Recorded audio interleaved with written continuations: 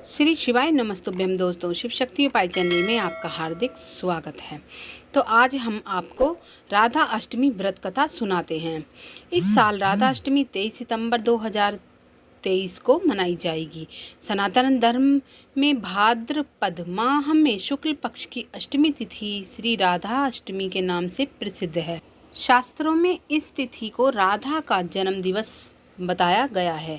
राधा जी वृषभानु की यज्ञ भूमि से प्रकट हुई थी। वेद तथा पुराण में जिनका कृष्ण बल्लभा कहकर गुणगान किया गया है, वे श्री वृंदानेश्वरी राधा सदा श्री कृष्ण को आनंद प्रदान करने वाली साध्वी कृष्ण प्रिया थी।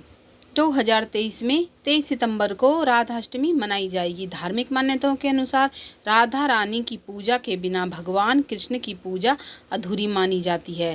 कृष्ण जन्माष्टमी की तरह ही राधाष्टमी का त्यौहार बड़े धूमधाम से मनाते हैं। तो आइए सुनते हैं राधा अष्टमी व्रत कथा। पौराणिक कथाओं के अनुसार राधा माता गोलोक में श्री कृष्ण के साथ निवास करती थीं। एक बार देवी राधा गोलोक से कहीं बाहर गईं। जब वापस आईं तो देखा कि श्री कृष्ण भगवान गोलोक में नहीं हैं। उस समय भगवान कृष्ण अपनी एक सखी विरजा के साथ गोलोक में घूम रहे थे। यह बात जब राधा जी को मालूम हुई तो उन्हें गुस्सा आया और वो सीधे उनके पास से पहुंच गईं। वहां पहुंचकर उन्होंने भगवान श्री कृष्ण को काफ़ी भला बुरा कहा। राधा जी का व्यवहार भगवान श्री कृष्ण के मित्र सुदामा को बुरा लगा। उन्होंने राधा को पृथ्वी पर जन्म लेने का श्राप दे दिया। राधा रानी को इतने गुस्से में देखकर कृष्ण भगवान की सखी विराजा भी वहां से चली गई।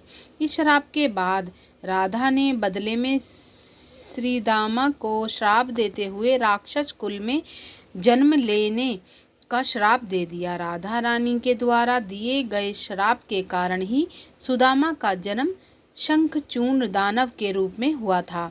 दानव में जन्म लेने के बाद भी भगवान विष्णु का अनन्य भक्त था। वहीं दूसरी ओर राधा रानी ने भी पृथ्वी पर वृषभानु के घर पुत्री रूप में जन्म लिया। लेकिन राधा रानी वृषभानु जी की पत्नी देवी कीर्ति के गर्भ से नहीं जन्मी थी। दरअसल जिस समय श्रीदामा और राधा रानी एक दूसरे को श्राप दे दिया, तब भगवान श्री कृष्ण ने राधा रानी से कहा कि आपको पृथ्वी पर देवी कीर्ति और वृषभानु जी की पुत्री के रूप में रहना है।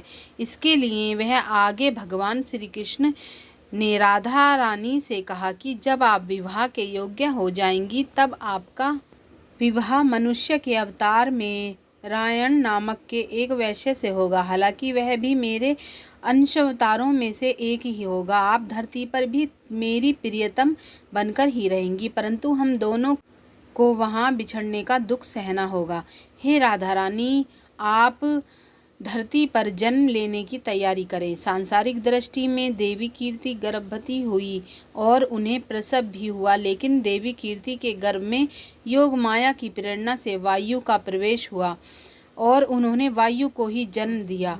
जब वह प्रसव पीड़ा से गुजर रही थी, उसी समय वहाँ देवी राधा रानी एक प्यारी सी कन्या के रूप में प्रकट हो गईं। जिस दिन राधा रानी प्रकट हुई वह भाद्रपद शुक्ल पक्ष अष्टमी का दिन था। इसलिए भाद्रपद शुक्ल पक्ष अष्टमी को राधा रानी के रूप में मनाया जाता है। इस दिन भगवान श्री कृष्ण और राधा रानी की पूजा की जाती है। इस व्रत को करने से हमें सभी सांसारिक सुख व आनंद प्राप्त होते हैं। मान्यता के अनुसार इस व्रत को करने से धन की कमी नहीं होती और घर में धन बरकत बनी रहती है। तो आज की वीडियो की जानकारी आपको कैसे लगी? राधी रानी अष्टमी व्रत कथा आपको अच्छी लगी होगी। अच्छी लगी हो तो लाइक शेयर सब्सक्राइब हमारे चैनल को ज़रूर करिएगा। ऐसी ही वीडियो देखने के लिए हमारे चैनल पे बने रहें और चैनल को कमेंट ज़रूर करें। तब तक के लिए विदा लेते हैं। ओम नमः शिवाय दोस्तों।